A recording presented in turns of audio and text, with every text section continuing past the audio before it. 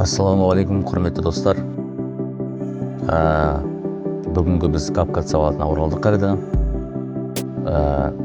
Бүгін біз переходы деген бөлімге тоқтаған болатынбыз. Сол бөлімді ашамыз. Ең алдымен создать проекті басасыздар. Міне көріп тұрсыздар, менде платный подписка, яғни сатып алғам. Болашақта осы пункттардың барлығына барыста үйренетін боламыз. Және бұл анау жаңартылып отырған сайын қосылып отыр. Әзірше ішіндегі өзім нақты керек нәрселерін үйренеге. Біз соңғы рет эффектті келіп тоқтадық, одан кейін переходыға келу керек еді. Әлі стикерге тоқтадық. Так, стикерге тоқтаған жақтыңыз, қарашы, стикердің ішінде айтарлықтай ештеңе жоқ. Қарайсыздар, жалпы стикерді ешкім қоя қойып, мен өзім жеке стикер қолданбаймын. Егер андай көңіл көтеретін бір видео жасамасаңыз, сол кезде оны қолдануға болады. Так, стикер енді оны түсіндіріп қажет жоқ дейді. Өзім крестерді анықтап керегін аласы болды. Бұны жаңағында бір жерін кесіп, анимация жасап қажет жоқ, тек қоя саласыз. Әрі қарай эффект деген бар еді. Эффект бөліміне кіресіздер. Бұл жерде мен өзіме избранный деген бөлім таңдап алдым. Избранный деген бөлімді аласыздар. Бұл жерде мен қараңыздар, өзіме ұнаған эффекттердің барлығын избранный таңдамалы жерге қойып алдым. Бірінші эффектті видео престерде тренді деген бар, про бүкіл бүйтіп бөлімдер тұрады. Соның ішінде өзіңізге керегін аласыздар да керекті видеоға қолданасыз. Мысалы, мынау қандай әдемі. Мысалы, мына видеоны қолдансаңыз, или мына видеоның бәрін қолдануға болады. Қазір көрсетсін, бір видео керек болсын, видео алайын. Бір видео керек болсын. Бұның барлығын қолданушы. Так. Қайдан алсам болады.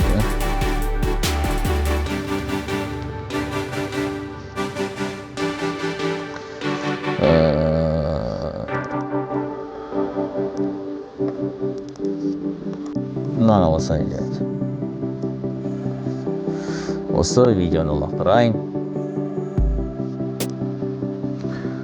Сосын, качествосы дұрыс емес екен. Қысқартып тастайды сосын. Қысқартып бір. Осындай видео жетеді бізге. 20 секунд. Сосын міне осы жаңағы видеоларға осы эффекттерді қолданасыздар. Жаңағы видеоға. Да, әртүрлі бар енді, әртүрлі ұшықтасаш пока. Осындай бар. Келесі пункт, жаңа видеоның ішіне, эффекттің ішіне кіргеннен кейін өзіңізге айттым да избранный атындағы өйткені керекті эффектті қайтадан іздегенде жоғалтып алмас үшін. Көп нәрсені қарай берсең толып отырады. Мен просто жай пункттарды көрсетіп атым сіздерге. Ертең болашақта практика көшеміз. Практика көшкен кезде, видео жасай бастаған кезде мен осыларды көрсетіп уже қалай қолдану керектігін барлығын көрсетіп отырамын. Келесі пункт бұл переходы деген жері, переход деген пункт. Бұл жерде де избранный бар. Өзіме керекті переходтар таңдалды. Мысалы, өзі дискрет тастайын. Сосын переходтарды көрейге. Қызықты болып. Мысалы, мынандай переходтар. Дәл осыны. Мынау лақтарыз. Өзіне секундтың көбейді бар. Сосын көресіз. Жаңа айна сақты. Өзінің видео өзі сондай нетін бір сапасын нашарлау. Поэтому кішкені біз көрсетпейдір. Жаңағында кітап сақташатын бар еді,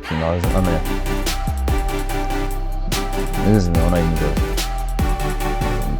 жақсы көремін осы переходтарды кітапқа қосылатындар. Ондай переходтар көп көріп белгілеп қойдым керегі. Не бар. Переход деген бөліміне кіресіздер, мына жерден керегін таңдап аласыз. Маска, основной, размытие, бұл отыр өзі. Керегін таңдап аласыз. CapCut'тың бір ыңғайлылығы сол да, бәрі көзге көрініп тұрады. Әп-бедемі. Басқа, білмеймін, мен өзім CapCut'қа жақсы үйреніп алдым. Әсіресе осы компьютерлік версия. Телефонның версиясы жақсы әрине, бірақ одан көрі осы компьютерлік версия одан жақсы. Кіресің, бәрі анық, түсінікті бәрі көрініп тұр. Жақсы кіреді. Мысалы, келесі пункт бұл субтитр. Субтитр деген астында жаңа жазушы шығады ғой, сол. Бұл өзде исходный язык ағылшын тілі болатын болса, бір видеоның оның астына жаңағы келесі қазақ тілі болмаса орыс тілін қойуға болады екен. Болмаса исходный язык өзіңіз таңдап аласыз. Мұнда автоматтық түрде просто английский деп тұр. Сіз мысалы видео орыс тілі болса, онда орыс тілі таңдайсыз. Астына ағылшынша қойуға болады. Субтитр. Өзіңізге керегін қоясыз, оны артынан практика кезінде мүмкін көрсетеміз. Мына кезде субтитрдің астында шаблоны деген бар міне. Яғни бір субтитрді айдап біткеннен кейін астына өзі біткі бұлай өзінен шығады субтитр белгісі. Енді сол субтитрдің шаблонын таңдайсыз. Әдемі. Мынау ма? Осветление мынау ма? Сізге қайсысы ұнайды, сондай шаблонды аласыз өзіңізге. Неше түрлі бар екен осы. Әдемі. Бұл да жаңа тұрған нұсқасында, өйткені осыған дейін нұсқасында мына субтитрдің астынан бұндай шаблон деген бөлім болмаған еді. Автоматический субтитр, потом автоматический текст песни деген келетін. Қазір уже шаблоны деген бөлімі шығыпты. Тамаша нәрсе. Шаблон деген бөлімі шығыпты. Солай, достар, видеоға не қоясыздар. Мен өзім дайын видеом жоқ еді. Болған еді, жөте өшіріп тастадым ба. Кішкене нормальный видео көрсететін. Жаман качествосы. Келесі фильтр деген бар. Жалпы мен фильтр көп қолданамын. Өзі қалай айтсам болады. Почти бүкіл видеоны фильтр қолданамын. Бүкіл видеода, иә. Маған ұнайды фильтр. Бұл бейнені жазылған кезде ноутбуктың батарея отыр қалыпты, мен байқамаппын. Өзі бірнеше приложение жұмыс істеп отыр ғой. Мына өзі CapCut және запись камера. Яғни бүкіл нәрсені видеоға түсіріп жатырмын.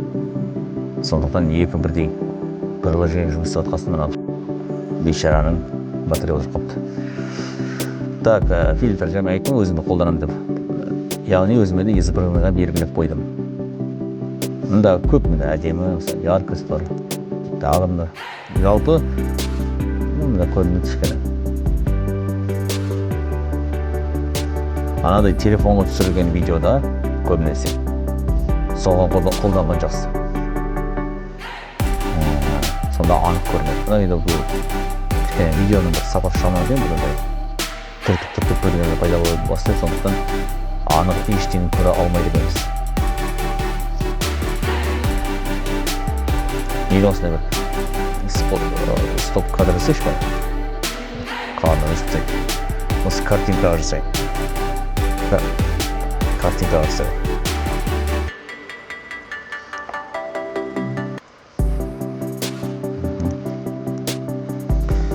Так, мына өзен болмай анда көрінеді. Көрінеді. Осылай қойып отырып тексересіз. Богатство цвета деген әдемі. Осы пункт әдемі екен. Әрі қарай корректировка деген бар. Енді бұнда корректировкада болмай, білесің бе, өзіңіз сіз таңдайсыз. Мысалы, пользовательский жасасың, сосын өзің әрі қарай өзіңіз цвет жасайсыз. Жасап келген сохранить рецепті жасасыз да.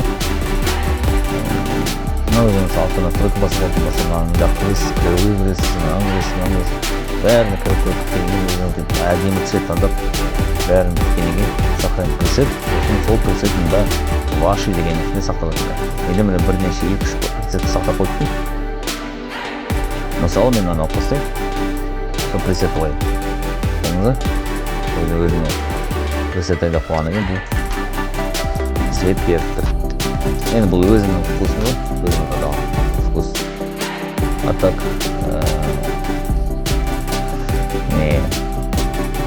әр адамның вкустары түрлі ғой. Маған өзіме түсіп қойған цвет осы.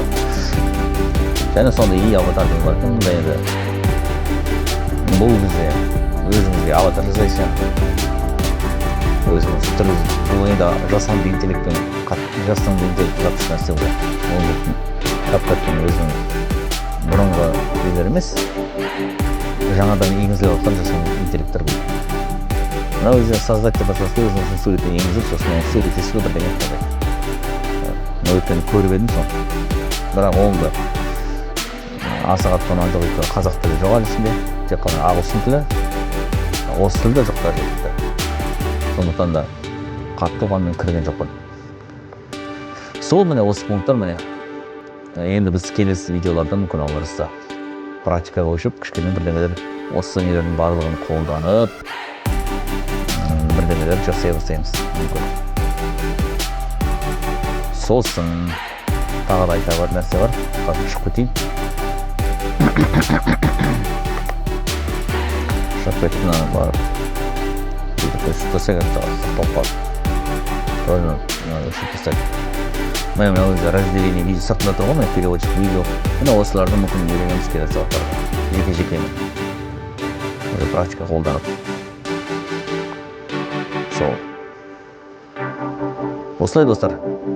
Осымен сабағымыз аяқталды. Келесі сабақта аманшылықпен кездескенше.